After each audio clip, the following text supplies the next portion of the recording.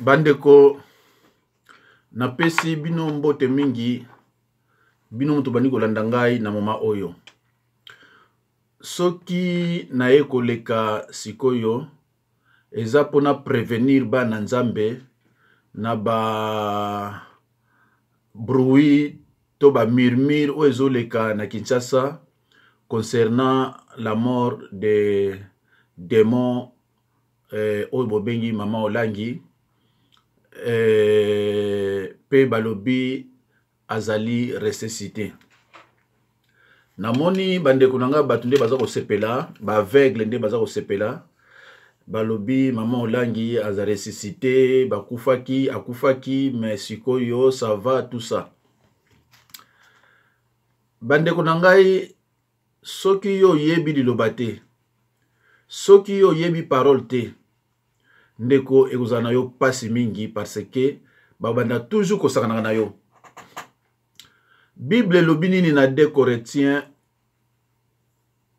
11 14 à 15. Il faut kotanga kango. Bible lobi Satan se déguise en ange de lumière.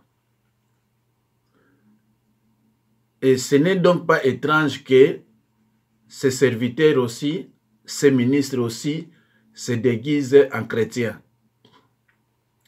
Bandeko mikolo ya Mama Olangi ekomi ya kotanga. Basepelaka na liwa ya mutu te. Mais soki yo za sataniste, okoko signer contrat na yo. Oye pona kobebisa bana nzambe. Dans toute chose, il y a un commencement, il y a aussi une fin.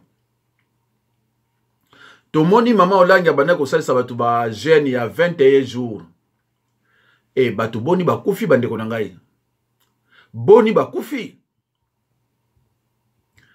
Bandeko bino tozolanda ngai. Jeune ya 21 jours à sec na Bible ezate. Jeune ya 15 jours à sec na Bible ezate. Jeune ya 7 jours à sec na Bible ezate. Jeune ya 4 jours à sec na Bible ezate. Ba oba yebinga mundimi nanga moko tenga na loba na ye asala jeune ya 4 jours à sec. Jeune ya sec esuka na 3 jours. Na yebi ba verset nyonso na Bible o ezo parler na jeune. Ya Ancien Testament ti na Nouveau Testament. Donc ndeko nanga soki yo mosali na nzambe na yo apesa yo ba verset biblique pona kosala ba jeune ya plus de 4 jours à sec. Benganga boza numéro nanga na internet. Nazali na 06 51 03 92 89. Benganga opesa nga verset wana oyo eza koloba na yo osala jeune ya 4 jours à sec, c'est-à-dire sans kolia, sans komela mai. Ba jeune wana eza biblique te. Ce sont des jeunes sataniques. Etindi batu bakufa na bandenge belé. Alors, lukola panabiso l'état a existé kate batika les démons kalanga asala tanabi kalanga alors que nazolo bilaka nani Mama Olangi. Mais na kalanga na Olangi na Sharufa différence za nangote. Donc soki kombone bimi na munoko nanga musala na nzambe c'est pareil bango nyonso wana c'est les andenge moko. Alors bandeko nangai yo mwana nzambe luka oyeba parole. Soko oyebi parole te babanda kokosaka yo neti zoba. Un enfant de Dieu doit avoir la parole de Dieu comme fondement dans sa vie. Soko yebi parole te ndeko nangai banda kokosaka yo. C'est pour cela que je dis même à mes disciples que bozalaka ba fanatique nangate. Soyez plutôt des fanatiques de la parole de Dieu. Cause la fanatique ya dénomination église te. Kinga na sambla na armée sali. Kinga na sambla na kimbangiste. Kinga na sambla na bundu ya Congo. Kinga na sambla nyonso wana ezango biloko moko ezanga tina. Zala fanatique ya parole de Dieu. Ba disciple balandaka ba enseignement pananga ba yebi. Ba yebi parole. Yoko ya to kosa ye o sala jeune ba tetete parce que tango na zolo banaye na zolo accès verset biblique. Il faut que les versets bibliques parlent. Bagoti la bino pakarte kuna. Oh boya boye. Eza mikola miracle. Na Bible eza place ni. Na Bible eza place ni. Boya awa miracle délivrance. Na Bible eza place nini. Likambo nyonso ndeko nanga fuba memela yo verset biblique. Kolingaka te ozalaka un aveugle spirituel. Emalamte. Ndeko nangai yeba liloba. Soko moni mosali na Nzambe ya nouvelle alliance. Cela veut dire que oyo azosala na kombo ya Jésus-Christ. Soko moni aza riche. Bilamba kitoko, ndako kitoko, ba voiture kitoko. Aza ya Nzambe te. Sata ko tikilota wana te. Sata ko tikilota wana te. Na lobi te ke naza contre bango te na lobi na yo ke sata akotikilota wana te. Parce que mokili oyo Satan mutoza ko rodele nyonso. Akotikilota wana te ndeko nangai. Nalobaka toujours que le combat est spirituel. Le combat est invisible et éternel. Cela veut dire que ton ennemi te voit, mais toi tu ne le vois pas. Et combat on attend qu'on a côté à Jésus-Christ, vous en avez timbo le kufa. Bakotika jamais. Bongo yo mosala Nzambe, tango zo délivrer mutu, milimo wana e ko attaquer yo na bandenge nyonso. Okuma mutambongo ndenge ni. Na Bible ko banda na Jésus moko tina basel na ye nana zaki riche tozalaki na Joseph d'Arimathée azalaki disciple azalaki riche azalaki éliminé Jésus agardaki était azalaki éliminé donc oyo batikalaki mutombo ngala kité na lobi te tozala ba pauvre mais tozala na moyen mutu so atali aibi o musala Nzambe. Combien de bateaux après quelques jours, ça ne va pas aïe monanga. Combien de bateaux qui ne pas bateau nabino wana oh boye oh walesa oh kingadi oh boye. Après aïe monanga. Oh papa ngai na bakwesa nga cette fois. Oh nga bakwesa mais dit on ne programme pas le Saint-Esprit. Ba ko biso ba no mbala boni. Aucune place moko bazoy loboko akoyi loboko akoyi. Et comme il les belé ezali susu ya Nzambe te bako yebisa bino mbala boni on ne programme pas le Saint-Esprit. Ah. Un aventurier moko boazui dini veste na ye et tondi na ba démon ayeko bamba ona nzoto yo kwei. Lobi kuna yo bengisi na ndako no zimbongo pesi ye. Lobi kuna boye passe zongi lisusu ndeko na ngai. Pona ni bako saka na yo ndengwana.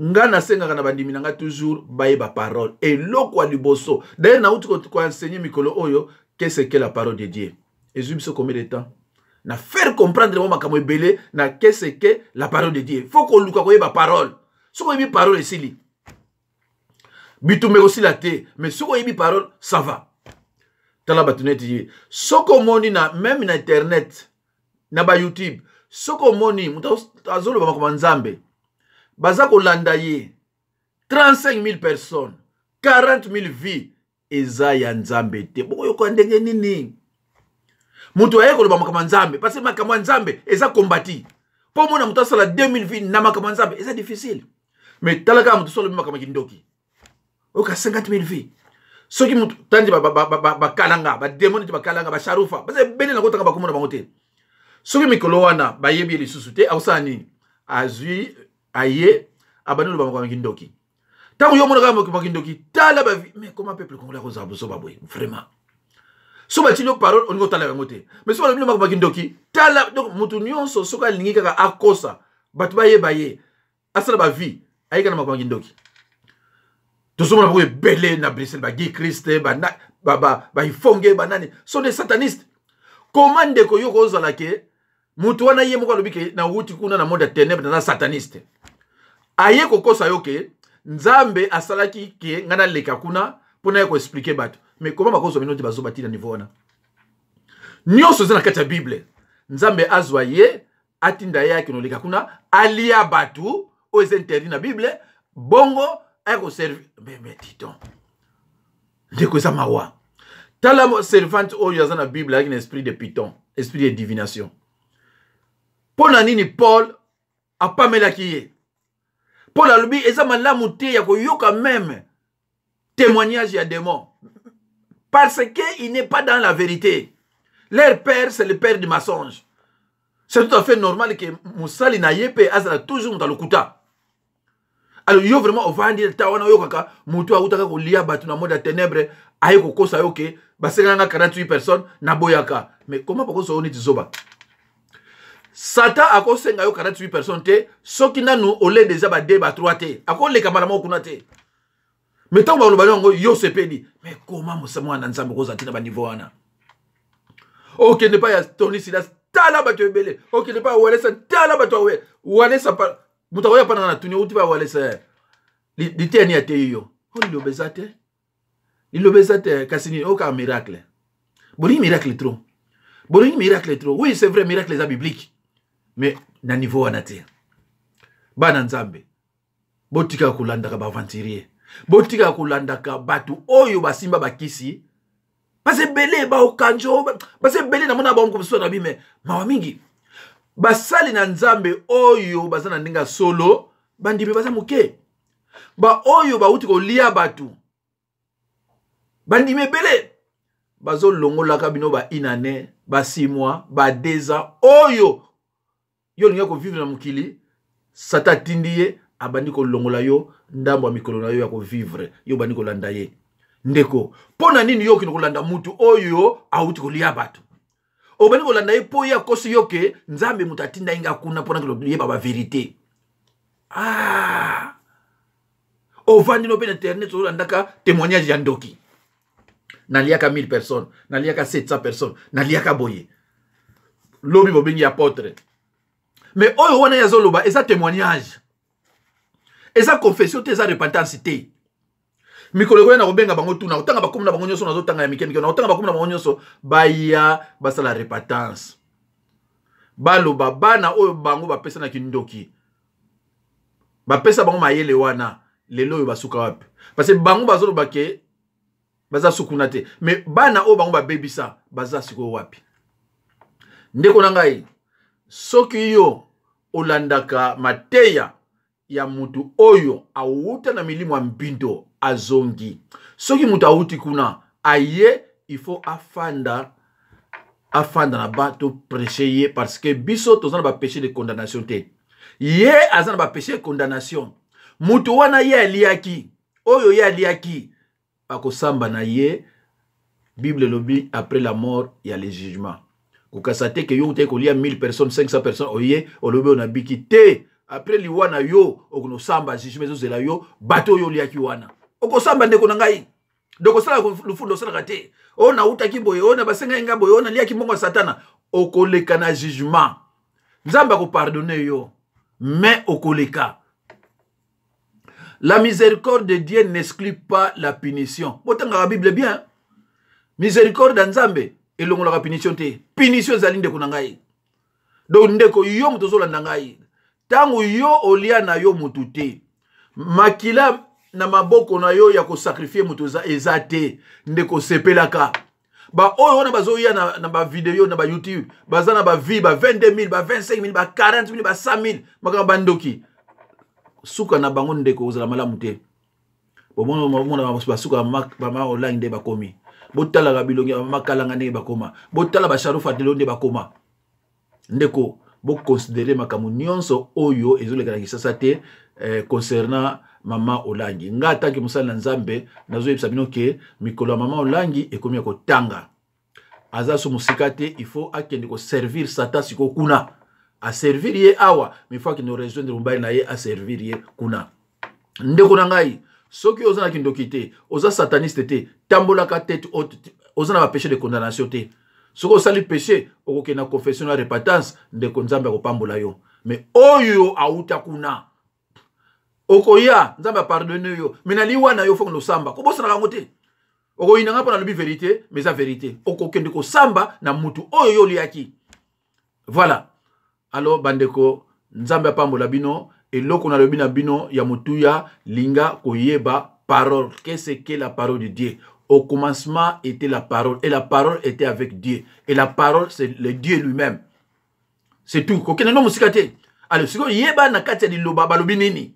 Olo kende ko vandaka otalaka mutu oyo auta ko lia batu aza ko kosa yo ale yo siko bane ko considérer ndeko na ngai ozo commettre péché de participation yeba yango ko ke li fait le TG li fait le zalia li fait l'existaka. Toute délivrance commence par la confession de péché et la renonciation définitive aux pratiques. S'il n'y a pas de vraie conviction de péché, il serait souhaitable d'attendre et de continuer à subir des conséquences. Délivrance nyonso eza na confession de péché. Délivrance eza na imposition à l'autre côté. Eza neti batu boko bala na bazu alliance ano batio na loboko. Alliance ya mariage eza annoté eza le sang. Alliance ya mariage eza annoté eza le sang. Anno c'est diabolique. Nzamba pambola bino, parce que kimia.